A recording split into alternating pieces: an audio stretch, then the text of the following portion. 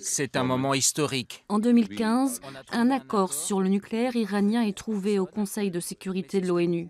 Un accord historique qui prévoyait la levée progressive des sanctions contre l'Iran. En échange, l'Iran s'engage à accueillir des observateurs étrangers sur ses sites nucléaires sensibles. L'accord ouvre aussi la voie aux investissements étrangers dans le pays. En 2016, Téhéran achète plus d'une centaine d'appareils à Airbus. En 2017, c'est au tour de Total de s'engager avec un énorme contrat gazier. À son niveau, la région Normandie se positionne, elle aussi, sur le marché iranien.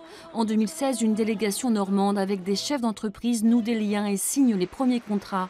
Du lait infantile avec l'usine d'Isigny-Sainte-Mère, des croquettes pour chats et chiens avec Normandie-Zavir, des casseroles Mauviel de Villedieu-les-Poêles, ou encore plus étonnant, en octobre 2017, ce sont 310 broutards charolais élevés en Normandie qui partent pour l'Iran.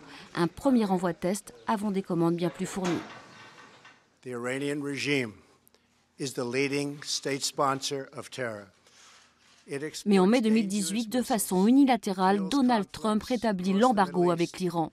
Toutes les entreprises normandes sont alors bloquées dans leurs échanges, comme ici le laboratoire cherbourgeois d'Yelen, spécialisé dans les compléments alimentaires, dont le contrat avec l'Iran représente 15% du chiffre d'affaires. Ou encore la laiterie d'Isigny-Sainte-Mère, qui fournit du lait infantile. Rien n'empêche Isigny-Sainte-Mère, entreprise française, d'envoyer du lait infantile en Iran. La difficulté, c'est que les banques par lesquelles les circuits financiers se font ont des activités aux États-Unis et sont donc soumises possiblement à des sanctions sur le sol américain, comme ça s'est passé pour une grande banque française qui a eu une amende record.